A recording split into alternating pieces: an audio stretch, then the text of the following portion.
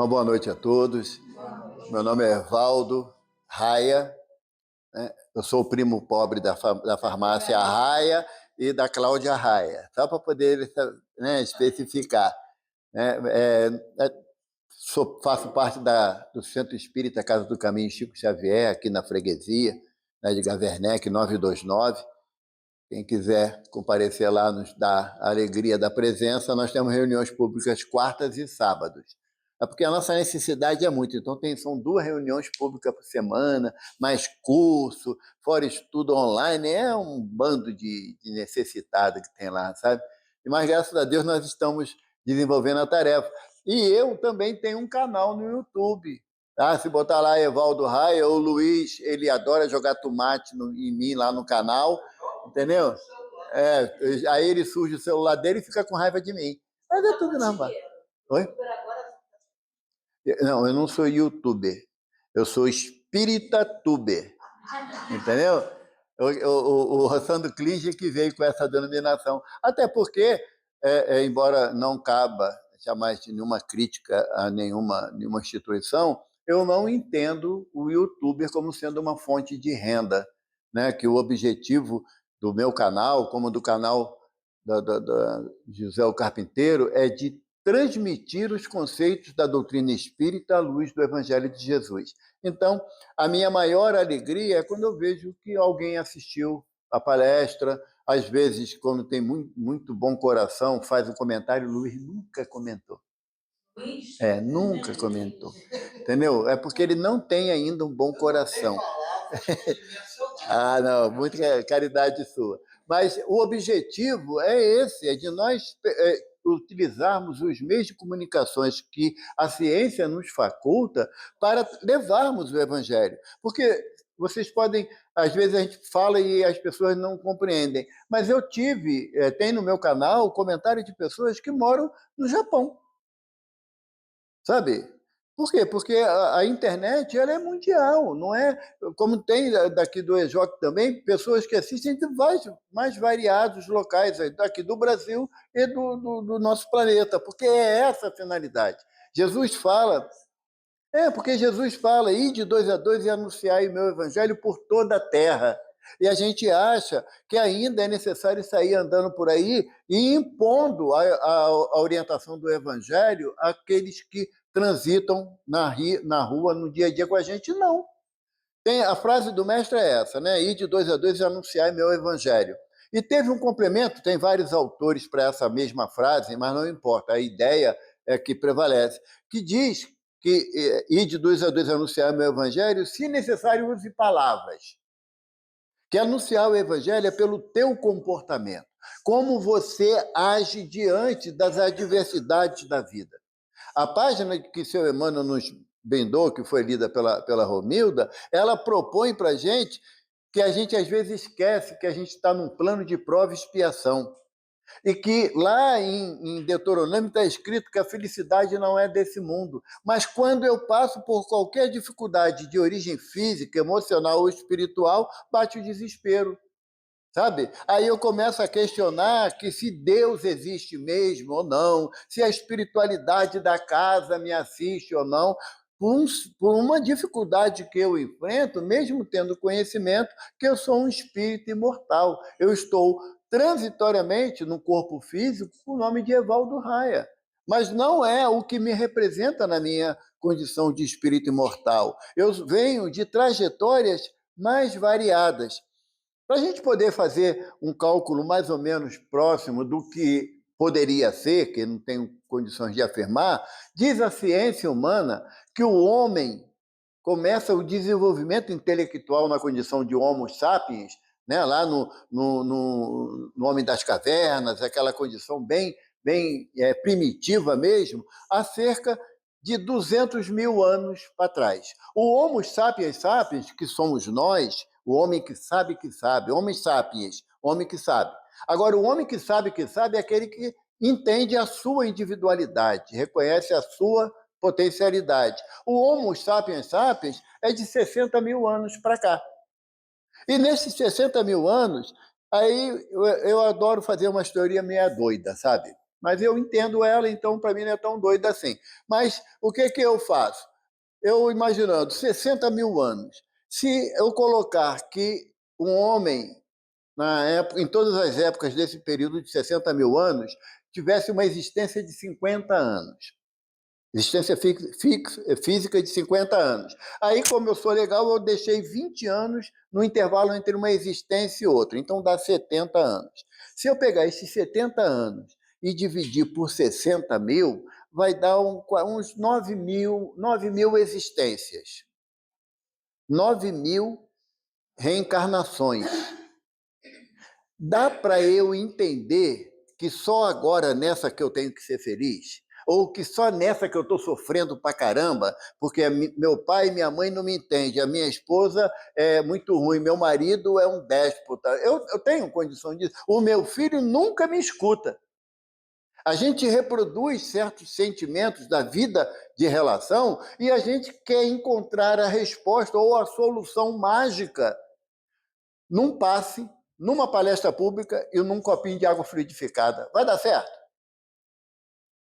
Então, qual é a proposta que a doutrina nos faz refletir? Se Pedro fala que Jesus, sendo o Cristo, enfrentou as mais adversas situações, com calúnia, com traição, com dores, com prisão, com chicote no lombo, coroa de espinho, uma cruz como madeiro de elevação. Um Cristo passou por todas essas situações pela nossa incompreensão. Como é que eu posso entender que eu tenho que ser feliz aqui no plano material se o mestre diz que o meu alimento é fazer a vontade do Pai? E nosso alimento é o quê? É o feijão, o arroz, a carne. E ai da carne se tiver salgada. Ai do feijão que não cozinhou direito. Não é? São detalhes que a gente às vezes não compreende, que nos levarão a uma proposta de um entendimento melhor da vida. Porque certa vez eu escutei um benfeitor falar assim, Luiz, se você se julga perfeito, como é que você espera do outro coisas melhores que você? Você se julga perfeito, não é? Que tem pessoas que falam assim, não, eu não sou chato, eu sou uma pessoa perfeccionista, né? Aí falou, mas o perfeccionismo é uma característica do orgulhoso. Não, é que eu não tenho culpa, que só o jeito que eu faço é o melhor, sabe? Então, estamos sempre propondo uma superioridade em relação ao outro. Eu sempre sou mais amigo, mais fraterno, mais presente, mais companheiro. Eu. E a proposta da doutrina é você sair da primeira pessoa do singular e ir, a princípio, para a primeira pessoa do plural, que é nós, para que alcancemos, no transcorrer do nosso progresso moral, a terceira pessoa do plural, que são eles. Enquanto eu fico regendo o verbo na primeira pessoa, eu faço, eu sei, eu compreendo, eu gosto. Enquanto estivermos nessa percepção do eu, e olha que a gente faz isso tanto dentro de casa, sabe? Que aqui na Casa Espírita é um lugar maravilhoso. Aqui todo mundo é bonzinho, sabe? Se faltar luz, que maravilha, faltou luz, vamos fazer agora um estudo na vibração da espiritualidade. Em casa falta luz, que essa light é uma desgraçada mesmo, né? Olha só, toda hora essa luz fica piscando. Mas dentro da Casa Espírita é legal, é aconchegante, não é? Aqui chegou aqui, aí o gerente fala assim, olha, acabou a água. Deu para colocar a água fluidificada? Deu, então não falta nada. Chega em casa, falta água. Pagou a conta? Você não presta para nada, nem para pagar uma conta, né? Sabe? Então, as nossas condutas dentro da casa espírita não refletem a gente. Não refletem a gente. Deveriam. Porque Jesus fala que todo homem de bem ouviu a sua palavra, e sua verdade ele disse. Então, você ouviu, Regina, a palavra de Jesus? Não, acho que tu não ouviu bem, não. Né? Porque quando você apreende os ensinamentos do Evangelho, você muda a tua tua conduta, invariavelmente. E independe para você se é seu filho, sua filha, seu pai, sua mãe, seu irmão, sua irmã, seu marido, sua esposa. Independe, porque a sua conduta vai ser uma constante da prática do bem, do amor e da caridade fraterna. Porque quando nós viemos à casa espírita, eu fico imaginando, sabe, a espiritualidade que nos assiste, que nos ampara aqui em todos os lugares, quando eu chego naquele rancor do meu egoísmo. Sabe, que o egoísmo traz uma amargura dentro da gente, porque você não dá o direito do outro ser diferente no seu egoísmo. Você quer que todo mundo seja igual a você, mesmo que você não goste de você. Mas você quer que todo mundo seja igual a você. E a espiritualidade olha e fala assim, meu Deus, lá vem Beatriz. Beatriz é minha filha. Tá? Lá vem Beatriz de novo com aqueles pensamentos tortos dela. Aí aí o nosso benfeitor José fala assim, ampara. Porque Jesus mandou amparar a todos por igual. E a gente quer selecionar de quem a gente vai gostar. Conversávamos antes da reunião e eu falo para vocês do meu coração, eu fico muito triste quando eu escuto um espírita, dentro ou fora da casa espírita, chamar alguém de bandido, de ladrão, de safado, de miserável, de cracudo. Eu fico muito triste. Porque demonstra que não aprendemos nada da proposta do Evangelho de Jesus. Porque Jesus fala que se você chama seu irmão de raca, raca era uma expressão hebraica que hoje seria tipo nojento, uma pessoa nojenta, uma pessoa intragável, sabe? Você é digno de passar pela justiça do conselho. E a gente chama, às vezes, nossos irmãos em diversas situações da vida muito pior do que isso. E não nos compreendemos quando estamos fazendo algo que fira o Evangelho de Jesus. Fere, porque Jesus fala amar parentes e amigos, até os hipócritas fazem. Agora, se quiser ser perfeito como o Pai que está no céu, amai até os vossos inimigos. Para amar os amigos já é complicado. Porque meu amigo, para ser amado, ele tem que concordar comigo sempre. Falávamos isso, né?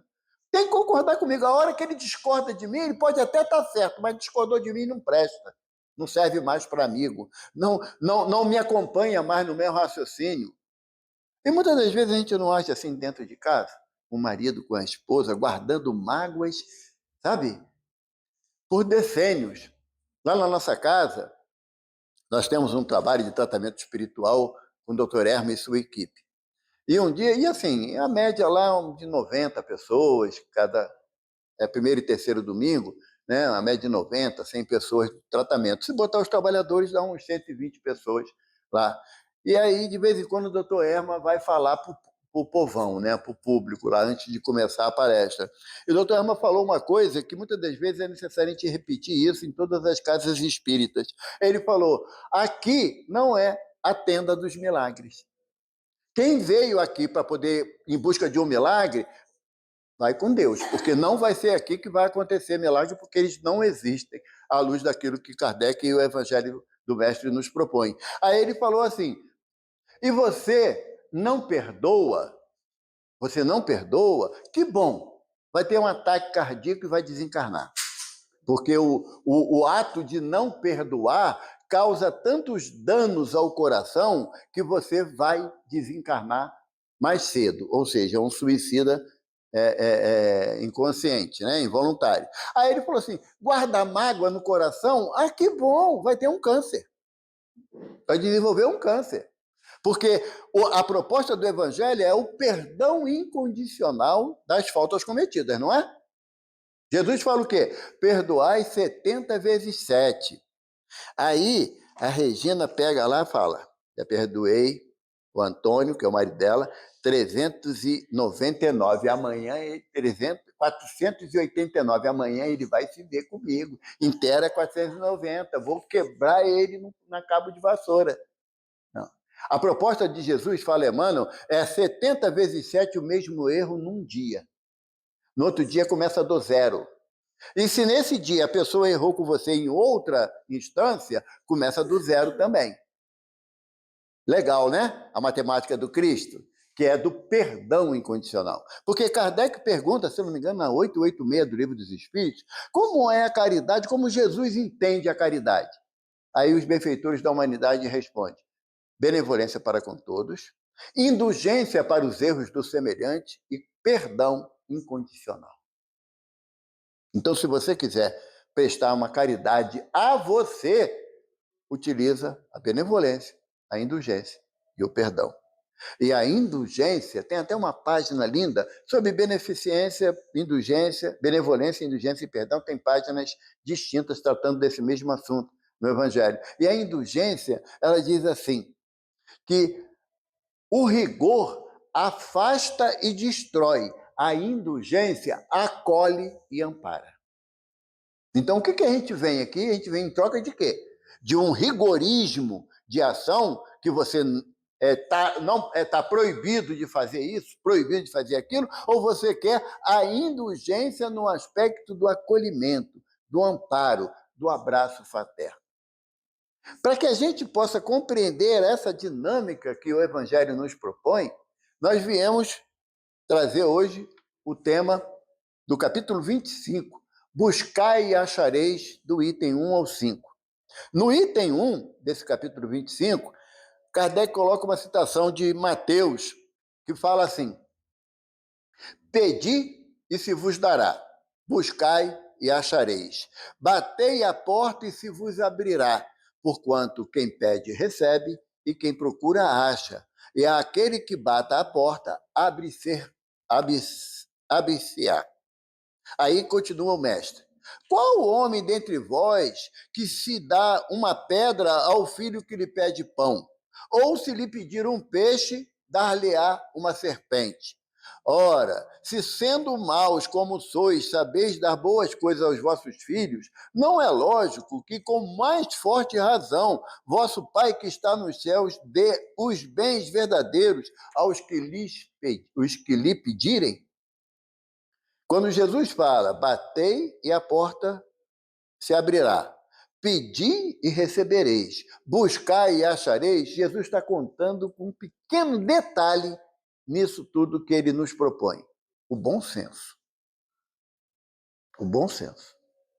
Há meios de você, dentro de uma casa religiosa, pedir a Deus para castigar alguém que você não gosta? Você está pedindo. Não está pedindo? Não está? E será que é essa a proposta de pedido que Jesus está falando para a gente? Ou se Jesus está falando assim: se teu irmão te injuria, te calunia, deseja o teu mal, faz o que com ele? Dá uma açorada nele ou ora por ele? Então, a proposta de pedir e dar-se-vos-á está atrelada à questão do nosso bom senso. Porque eu não posso pedir nada para mim que cause danos a quem quer que seja, mesmo aqueles que eu não tenha muita afinidade. Mesmo aqueles que eu não tenha muita afinidade. Duas mulheres, né, duas mães, foram levar os filhos, cada um em seu carro, para o aeroporto. O filho de uma ia fazer um intercâmbio nos Estados Unidos de 3 semanas. E conquistou esse direito através de vários concursos, com tudo pago. A filha da outra, o filho da outra, ia também para os Estados Unidos, mas para a Disneylândia, para poder, era aniversário, e a família deu como presente a passagem aérea e a hospedagem lá em Orlando para participar lá da Disneylândia. A que ia para fazer o intercâmbio, a mãe saiu de casa num horário não muito compatível, o trânsito da cidade de Janeiro é uma maravilha, né? Flui, né? A beleza, ainda mais para a Ilha do Governador, linha amarela, linha vermelha, aquele negócio todo, e perdeu o voo. Chegou lá, o avião já tinha levantado o voo. A mãe do outro, mais previdente, saiu mais cedo de casa, chegou no aeroporto no horário estabelecido e pegou o avião, o filho, e foi embora. O avião caiu. Qual mãe que vai dar graças a Deus?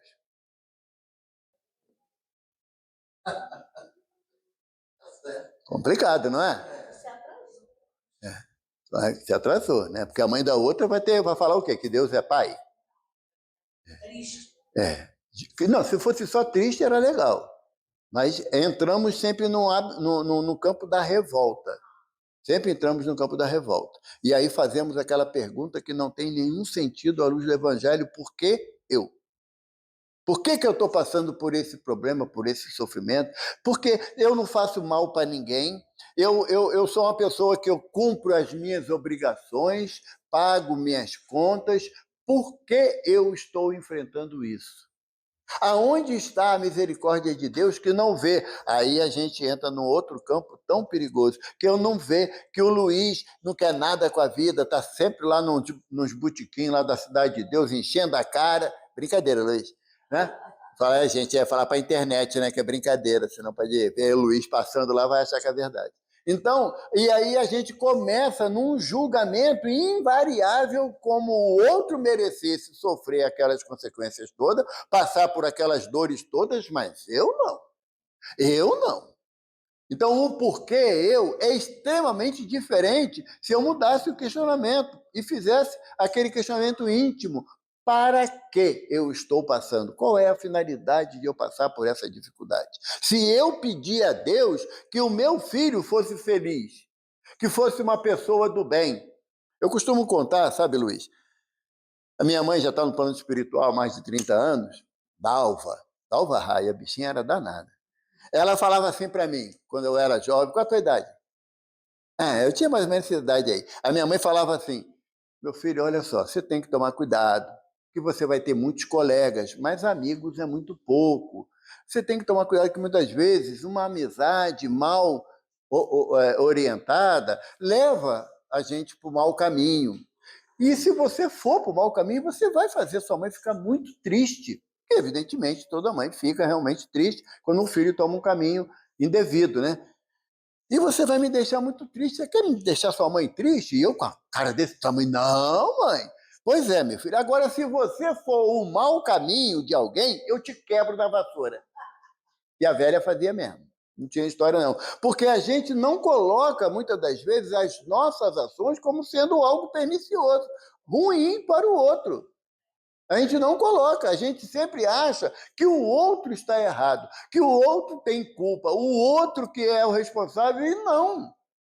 Kardec pergunta aos benfeitores se é possível o homem vencer as más tendências que lhe são trazidas por alguém, encarnado ou desencarnado, e os benfeitores respondem: não existe arrastamento irresistível. Sabe? Eu fiz a coisa errada, mas eu não sei onde eu estava com a cabeça. Não, na coisa errada. Porque a gente não pode responsabilizar nem o colega, nem os espíritos pelas ações indevidas que eu tomo. Então, o pedir e obtereis está associado a uma consciência do que você está pedindo. Jesus, sempre ele, nos ensina o caminho certo. Quanto ao evangelista Lucas, lá no final, já Jesus estava no Getsemane, né, lá no local onde ele foi preso, no Monte das Oliveiras. Jesus estava lá e falou para os discípulos, chamou Pedro, Tiago e João e falou: vem comigo orar ao Pai. E foi, Jesus se afastou um pouco deles, e os três sentados em volta de uma fogueira, e Jesus ficou lá na oração dele. Quando Jesus olhou para trás, os três estavam fazendo o quê? Igual a gente, né? Na palestra pública, né? Tá boa a palestra pública. Sabe?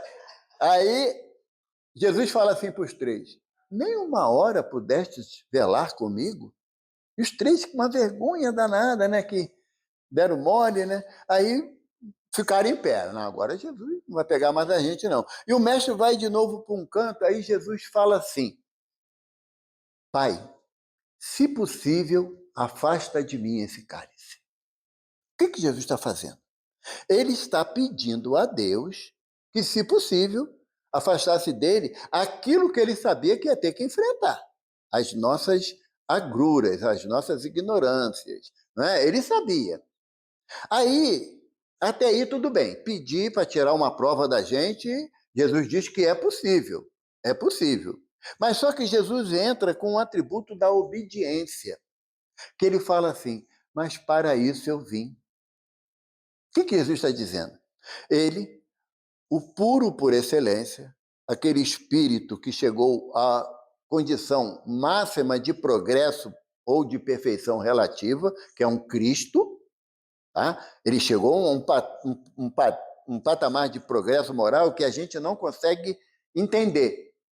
Não consegue entender. Ou seja, tudo que ele enfrentou naquela oportunidade que ele encarnou aqui, foi tudo por amor. Não tinha que provar nada, não tinha que sofrer, não estava pagando, não estava resgatando nada. Ele veio para exemplificar o amor. Então, quando ele fala, para isso eu vim, o que ele está dizendo? Que ele sabia que ele ia enfrentar, como ele fala para Pedro, o homem não é mau, é ignorante. Ele sabia que ia enfrentar a ignorância da gente num contexto de querer mudar a missão dele. E quando ele fala, para isso eu vim, Jesus está falando assim, quem reencarnou errado? Quem reencarnou aqui na Terra para ter uma vida de rede, alguém balançando a rede e uma aguinha de coco? Quem reencarnou aqui para ficar de férias, não ter problema, não ter dificuldade de nenhuma ordem? Pode alguém pensar nessa possibilidade num plano de prova e expiação? Não. A gente reencarnou, como diz Kardec na pergunta 132, para a encarnação do espírito visa sempre o seu progresso moral. Para uns é missão, para outros é prova e para outros é expiação. Então, a nossa finalidade da presente existência, pelos conceitos que a doutrina nos oferece, eu vou entender que eu estou numa condição de prova ou de expiação. A missão, eu particularmente julgo ser uma petulância da minha parte. Eu entendo que eu estou numa prova e numa expiação. Mas Jesus, quando ele fala para isso eu vim, é para enfrentar as iniquidades que nós cometemos. Como nós viemos para bater de frente indevidamente com a sogra, com o sogro, com o cunhado, com o genro, com a nora. Sabe? Só quem presta é o neto, mais ninguém nesse mundo. Sabe? Então, a nossa condição de entendimentos tem que estar associada a que nós estamos num plano de prova e expiação, aonde ainda é necessário a nossa transformação moral para que a gente possa caminhar na direção de Jesus, não é na direção de mais ninguém, não. O nosso caminho tem que ser o mestre, porque ele fala, eu sou o caminho, a verdade e a vida. Aí, para complicar mais ainda a história da gente, sabe, Luiz? O mestre fala assim, depois de ele dizer, mas para isso eu vim, que se cumpra a tua vontade e não a minha. Aí gerou a encrenca danada. Porque quando eu bato a porta, eu quero que ela abra no meu momento, nas minhas condições, nas minhas necessidades. Porque se eu chego aqui na casa, um exemplo, eu chego aqui na casa, estou desarvorado com os problemas que eu enfrento na minha vida, eu quero entrar aqui com esses problemas, largar tudo aqui na casa e ir embora feliz da vida, sem dificuldade nenhuma. Não, isso daí não. Conversávamos até antes, né? Vem para cá que seus problemas acabaram. Não, aqui é a União Espírita José o Carpinteiro, não é Organizações Tabajara. Seus problemas acabaram. Isso é muito antigo, minha filha, você não conhece essa história, não. Sabe? As organizações tabajaras que oferecia naquela propaganda da televisão, né, dos comediantes, a solução de todos os problemas. Aqui não. Aqui não. Aqui as soluções dos meus problemas parte do meu desejo de mudança, porque os problemas fui eu que arrumei. Então, quando o mestre fala que se cumpra a tua vontade e não a minha, Jesus falou assim, para de resmungar pelo que você não tem direito. Porque muitas das vezes a gente na nossa prece fala assim, que se cumpra a vossa vontade, Pai, desde que seja igual à minha. Não vai dar certo. Aí é mole, né? Aí seria maravilha, né? Porque aí não seria Deus, seria Evaldo. Entende? Então, essa proposta de Jesus que a gente deve bater, buscar e pedir para abrir, achar e receber, Jesus está nos propondo que eu tenho que ter a análise do bom senso. Fala com sinceridade, eu vou responder por mim, tá bom? Eu falo com sinceridade. Eu mereço ser feliz? Não! Porque eu ainda não aprendi a praticar a lei de Deus na sua totalidade. Porque Kardec, ele querendo ajudar o Evaldo na sua ignorância, ele pergunta aos benfeitores: o homem pode aspirar à felicidade relativa aqui na Terra? Os benfeitores falam que pode. Pode. Para o homem ser feliz, ele tem que praticar a lei de Deus na sua integralidade. Dela se afastando da lei de Deus, o homem é infeliz e na sua infelicidade pratica o mal. Então, para que eu possa ser feliz, eu posso almejar? Posso. Eu não posso deixar de lembrar que eu estou num plano de prova e expiação. Eu não estou num plano de felicidade, porque Kardec coloca na progressão dos mundos algumas condições, né? Planeta primitivo, planeta de prova e expiação, regeneração não é um planeta, é um estado, plano de felicidade e plano ditoso, não é regra, não é fixa. Isso. Mas nós temos que lembrar que seriam, a princípio, 4 séries escolares de um planeta. A gente tem que lembrar que a gente está na 2ª série. Até o dia de ontem, a gente estava correndo atrás do mamute, com uma pedra para matar ele para comer. Cru. Que ainda não tínhamos desenvolvido o conhecimento do fogo, nem de fazer o fogo. Então, nós estamos na 2ª série, e a 2ª série me diz o quê? Que a minha caminhada para um plano de felicidade vai demorar um pouquinho. Eu faço uma associação, já fiz aqui, eu vou repetir, porque tem gente que pode não ter ouvido, né? André Luiz fala para gente, aliás, Emmanuel fala para gente no livro A Caminho da Luz, que os sistemas solares que Jesus fez a sua evolução não existem mais. E aí a ciência humana diz que um sistema solar dura em média de 10 a 12 bilhões de anos, falam os astrônomos, 10 a 12 bilhões de anos. Porque a doutrina espírita entende que o prazo fixado pela ciência do Big Bang, de 13,8 bilhões, a ciência hoje também já admite que não é uma data de início, é uma teoria de surgimento da parte do universo conhecida. Então, a ciência diz que um sistema solar dura em média de 10 a 12 bilhões de anos. O nosso Sol está a 5 bilhões de anos já. Então, falta mais 7. É melhor a gente caminhar rápido, 7 bilhões de anos, passa muito rápido para a gente progredir. Então, os sistemas solares que Jesus fez o seu progresso não existem mais. Aí o Evaldo, ele, com a ideia dele abestada de fazer conta, Evaldo determinou, o Evaldo não está numa obra da doutrina não, tá? Evaldo determinou que foram 5 sistemas solares que Jesus passou desde espírito criado simples e ignorante até a condição de Cristo. Tá? Porque na Revista Espírita de fevereiro de 1868, Lacordaire vem falar para a gente sobre os Cristos, lá na Revista Espírita. E ele diz o seguinte, que o espírito, iniciando seu progresso de evolução, ele chega à condição de espírito puro, ou seja, ele não precisa mais encarnar. Ele não precisa mais encarnar. Ele já tem o desejo do bem. A prática do bem é uma constante para ele. Mas quando ele chega na condição de espírito puro, ele é convidado a iniciar uma nova trajetória até Cristo.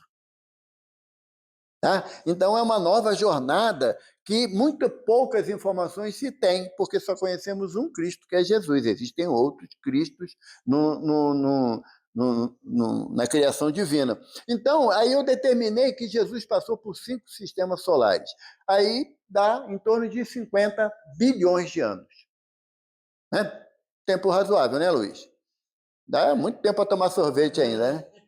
50 bilhões de anos.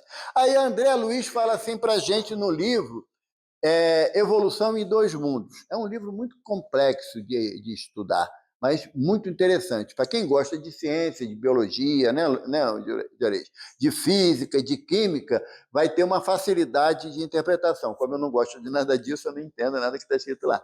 Mas esse livro, André Luiz diz que o ser que é o primeiro ser que sai da condição de animal, de mineral para animal, que são as mônadas, são seres unicelulares, mas seres vivos, seres unicelulares, ele vai progredindo, evoluindo nas suas percepções, nas suas sensações, esse princípio espiritual, e no progresso que ele executa, ele chega à condição, ele sai de mineral para animal, mineral, vegetal, animal e hominal. Esse percurso, Juarez, entre a mônada, que é um ser unicelular, a primeira forma de vida no planeta terrestre, até chegar à condição, o princípio espiritual que anima ele, até chegar à condição do homem da caverna, que eu falei ainda há pouco, né? o Homo sapiens, leva em média 1,5 bilhão de anos para sair o princípio espiritual da condição de mônada até a condição de Homo sapiens. De Homo sapiens para Homo sapiens sapiens, diz a ciência que é em torno de 200 mil anos. Então, vamos botar lá, 1 bilhão, 1,5 bilhão, 1 bilhão e 700 milhões de anos, tá? Para chegar de mônada até Homo sapiens sapiens, que somos todos nós. Para sair de espírito criado, à imagem e semelhança de Deus, até Cristo, são quanto tempo que eu falei? 50 bilhões. A gente está mais perto de Jesus ou da ameba? O que vocês acham? Da ameba. Aí, quando você chama alguém de ameba, né, não é ofensa, é apenas uma associação de progresso e de evolução. Né? Chamar de ameba. Obrigado, já estou no processo de evolução, legal. Então, como é que a gente vai compreender as palavras do Cristo e exemplificá-las? Que a proposta do Evangelho é a exemplificação das palavras de Jesus. Porque quando Jesus, depois da multiplicação dos pães e dos peixes, o mestre entra em oração. Quando ele termina a oração, ele olha e lembra, o evangelista conta que era cerca de 10 mil almas. Né? E eu sempre gosto de falar isso. Para aquela época, as mulheres não eram contadas como gente, só os homens. Só os homens. Aí, para a gente poder morder a língua, hoje sempre tem mais mulher no centro espírita que homem. Homem não quer nada com a história do Brasil, né? Mas eram 10 mil almas, que conta, diz o evangelista. Quando Jesus abre os olhos e não tinha mais ninguém. E Jesus fala assim, onde todos? Aí Tiago, menor, fala, foram-se, mestre. Depois de alimentados, foram-se. Aí Jesus fala assim, o homem ainda vai em busca do pão material. Como nós. Aí Jesus fala assim, e vocês também não vão? Aí Pedro fala assim, e aonde, mestre? Se só tu tens palavra de vida eterna. Cada palavra de Jesus tem uma abrangência de significado que a gente não consegue mensurar. Chico conta, né, numa entrevista, que certa vez o senhor Emmanuel chegou para ele e falou assim, Chico, eu vou ter que me ausentar, que eu fui convidado a participar de um curso do Evangelho lá na constelação de Sírios, que é uma estrela, assim, é a casa de Maria, tá? É onde Maria Santíssima vive, né? Na constelação de Sírios. Então, Chico, eu vou passar 15 dias estudando uma parte do Evangelho, mas você não vai ficar desamparado, Natanael vai ficar te acompanhando na jornada. E Chico, tá bom. E Chico ficava contando os dias para Emmanuel voltar, né? Que é ansioso, espírito ansioso é uma tristeza, né? Qualquer hora é contado. E aí passou o período, Emmanuel se apresentou, ele falou, seu Emmanuel, como é que foi lá? Aí Emmanuel falou assim, Chico, nós passamos 15 dias estudando uma palavra do capítulo 28 do Evangelho de Mateus.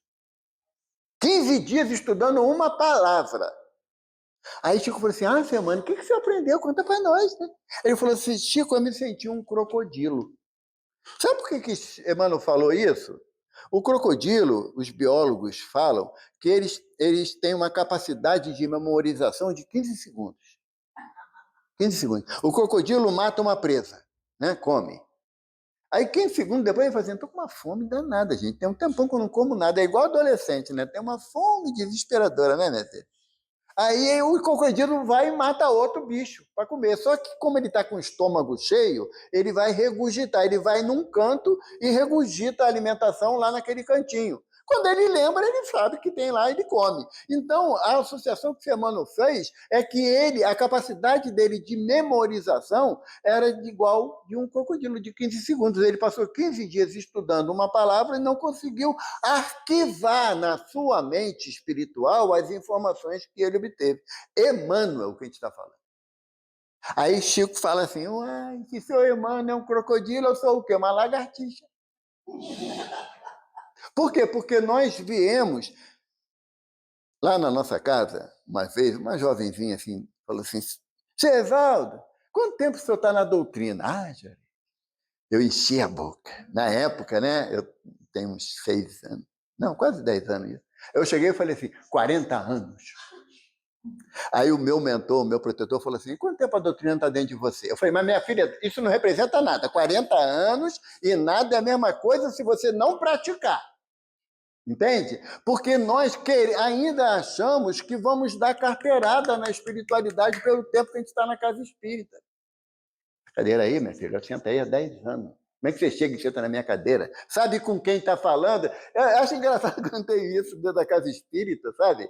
Porque a gente fala assim, sai da frente que eu vou passar. Aí senta aqui, Jesus, mestre amado, o senhor me ajude que eu sou muito bom. Aham. Muito bom, sei. Você expulsou a pessoa da tua frente para passar, e você é muito bom. Então, essa questão de que nós vamos pedir a Jesus, a gente pode pedir o que bem entender. Pode. Pode bater quanto quiser na porta. A gente pode buscar o mestre em qualquer situação, mas a partir do momento que você começa a introspectar, fazer com que o evangelho penetre em teu coração, você vai entender que você não precisa bater, nem procurar e nem buscar, porque o mestre vai estar dentro da gente. É você olhar para dentro de você e você falar assim, eu sei o que Jesus espera de mim. A compreensão, sabe?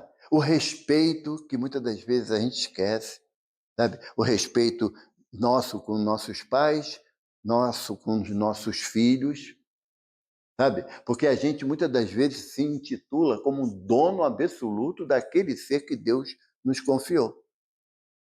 E aí os espíritos dizem para a gente, lá na piedade filial, né, no capítulo 16, os espíritos dizem que lhe será pedido conta do filho que ele nos confiou. Não sabe o que é, meu filho? Pelo amor de Deus, né? Você sabe que não era fácil, né? Jesus chega para Pedro e fala assim, está lá em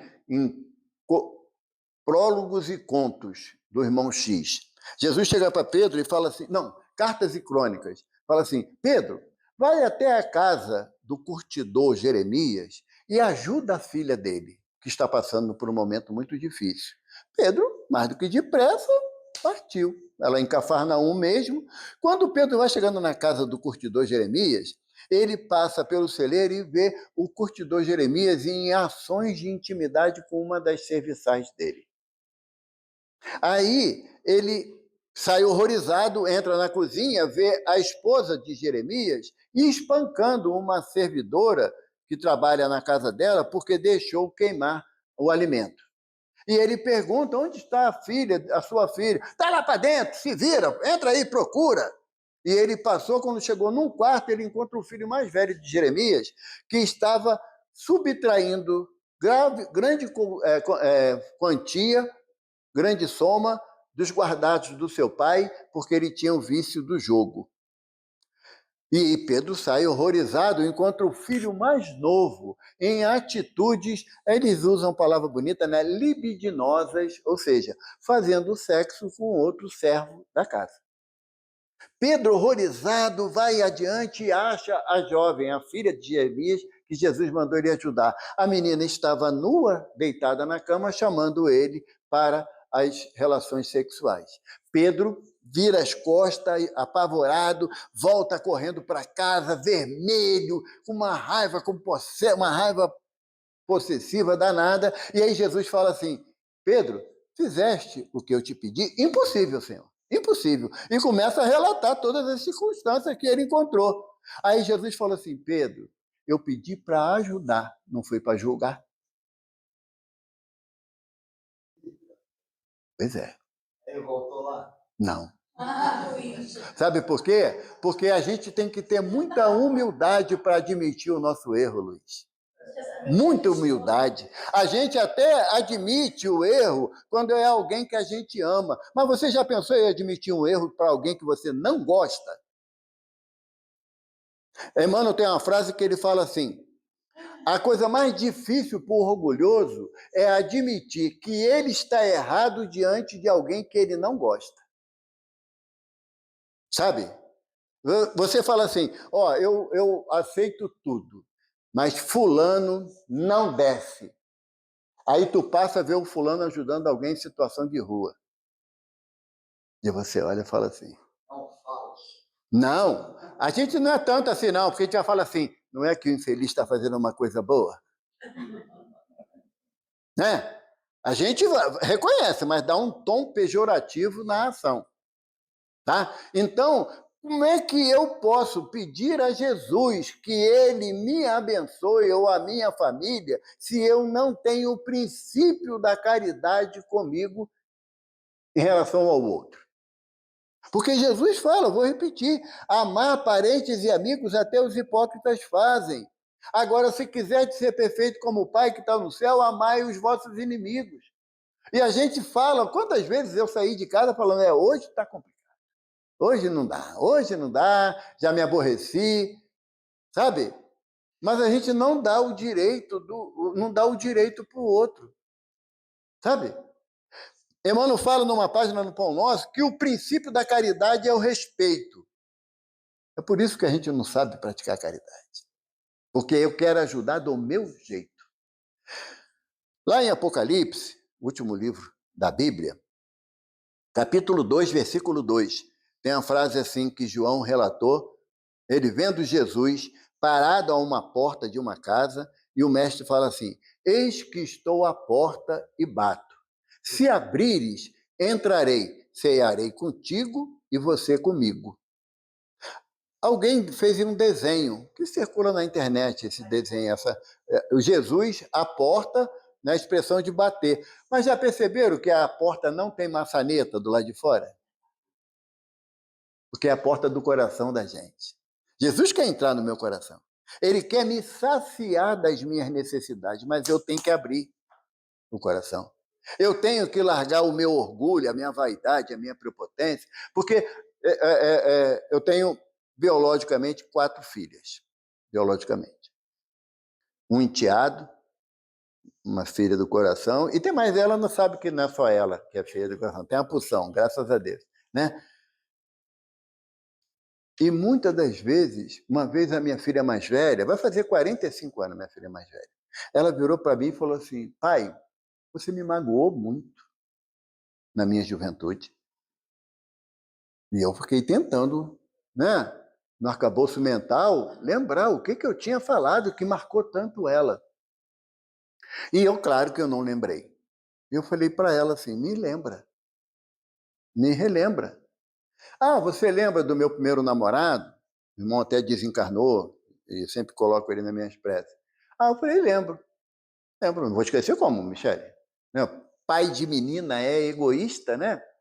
É egoísta, é uma tristeza, né? Eu não vi ela agarrada no beiço do garoto, minha vontade era matar os dois, né? Sabe? Mas aí o garoto saiu correndo, que nem um desesperado, porque me viu, né? Me viu, e eu peguei e disse para ela assim, você jamais vai namorar esse traste. Eu falei assim, uma frase quase corriqueira, né? Quase corriqueira. E ela falou assim, você me magoou muito naquele dia. Porque se você chamou ele de traste, eu também era um traste. Porque eu gostava dele. Eu só tinha uma opção ali. Eu chorei e pedi perdão a ela. Pedi perdão a ela. E é tão difícil pedir perdão ao filho. Porque para pedir o perdão ao filho, você tem que admitir que está errado. Ou então, estou te pedindo perdão, mas não é para abusar, não. Entende? Não é para tirar onda comigo, não, depois sair espalhando por aí que eu pedi perdão. Não, o pedir o perdão, se é difícil para um ser que eu amo pra caramba, que é um filho, imagina para alguém que eu encontro esporadicamente dentro da casa espírita, que falou uma coisa que eu não gostei, E eu venho para a casa espírita pedir a Jesus, como o João, quando Jesus sai. Está lá na parábola do bom samaritano, né, que Jesus chega para os discípulos e fala: mestre, eu pretendo comer essa Páscoa com vocês em Jerusalém. E discípulo, beleza, mestre. De Cafarnaum para Jerusalém são 144 quilômetros. Indo a pé, você gastaria em média 6 dias de caminhada. Tá? Por quê? Porque o hebreu não andava à noite, era só durante o dia. O sol baixava, ele fazia acampamento, não andava. Aí Jesus fala assim: mas eu preciso passar pela Samaria. Aí, para poder entender, né, a dinâmica dessa história, eu falo assim: Juarez, eu preciso ir em Petrópolis. Vamos comigo? Aí, vamos, a pé. Agora? Eu falei: é agora. Mas antes eu tenho que passar por Friburgo. Entende? Petrópolis, Friburgo. Eu tenho que fazer isso depois. Então, eu vou alongar a minha caminhada em 10 dias, quase. Tá? Então, foi o que Jesus propôs. Aí os discípulos falam assim, João fala, mestre, eu vou com o André à frente para arrumar abrigo e alimento para o senhor, que Jesus andava sempre de bando, né? E quando eles chegaram lá na Samaria, João fala assim, ninguém quis dar abrigo, porque sabe que somos judeus. O senhor quer que eu peça fogo do céu? Porque tinha uma tradição que quando negava a hospedagem ao viajante, você podia pedir fogo do céu sobre aquela casa, que Deus ia exterminar. Aí João fala assim, o senhor quer que eu peça fogo do céu a Deus para exterminar os samaritanos, que ninguém presta, né?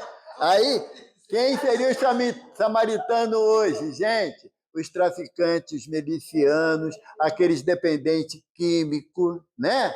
Que a gente ainda acha, e eu fico triste quando eu escuto que bandido bom é bandido. Não, bandido bom é bandido ressocializado. Porque se fosse meu filho, eu não queria vê-lo morto, mesmo ele sendo bandido. Então, quando João fala isso, né? Aí Jesus fala assim, João, o Filho do Homem veio para salvar e não para exterminar. Então, quando eu venho na casa espírita em busca de um amparo, de um socorro, de um auxílio, eu não posso pedir algo que vai causar sofrimento a alguém. Ah, Senhor, eu preciso do emprego que a Regina tem. Ela já está há muito tempo lá, você não pode tirar ela de lá para me colocar, não, que é um emprego muito bom. Acha que Deus vai... Ah, eu quero passar na prova, mas não estudei nada. Né? O senhor pode mandar um espírito aqui fazer a prova por mim? Não vai rolar.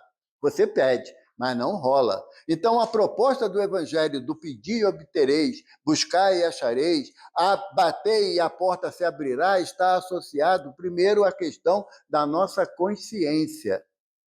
Na nossa consciência. Se eu chegar aqui, tem uma passagem do Evangelho que Jesus fala que chegou 2 homens no templo, um fariseu e um publicano. E o fariseu chegou assim, diante do altar: Senhor Deus Todo-Poderoso, tão grandioso quanto a nação de Israel, eis que está aqui o teu servo, aquele que ama a todos, jejua 3 vezes na semana e dá o dízimo. Não sou como esse pecador que está aqui, esse publicano. Aí o publicano falou assim, Senhor, sou pecador, sê propício a mim. Aí Jesus pergunta, qual prece foi ouvida? Então, quando eu chegar aqui, no lar de José o Carpinteiro, reclamando um amparo da espiritualidade, que eu tenho consciência que eu não mereço, eu tenho que pedir a Jesus que me dê força para enfrentar as minhas dificuldades, para que eu ganhe robustez na minha fé, para enfrentar as vicissitudes que a vida física nos propõe. Porque primeiro que eu sei que eu não estou sofrendo por castigo de Deus. Eu estou passando por dificuldade para que eu aumente a minha confiança em Deus. Paulo fala na carta aos Hebreus, Deus é fiel. Sede também vós fiel na alegria ou na dor. E quando nós enfrentamos nossas dificuldades, não tem aqui como medir quem é maior, quem é menor, qual a dificuldade que mais faz chorar e qual a que faz menos chorar, não nos compete isso. Mas eu tenho que saber que eu venho aqui, sento nessas cadeiras e numa prece sincera, a gente escuta os benfeitores falar assim, estou contigo, tenha fé, levanta a cabeça e caminha, porque aquele que ama não desguarnece ninguém. E Jesus fala que estarei convosco até o fim das eras. Então, a nossa confiança em Jesus não pode estar baseada numa troca, sabe, num escambo. Eu venho à casa de José o carpinteiro, então agora a minha vida vai ficar plena, sem nenhuma dificuldade. Não, eu venho à casa de José o carpinteiro para que a minha fé seja renovada e eu enfrente as dificuldades, como fala Chico numa frase, ele diz: a prece não vai afastar as nossas dores, nos dará a confiança de enfrentá-las, a ponto de, mesmo nas minhas dores, eu possa ser útil a alguém. Que Jesus nos abençoe.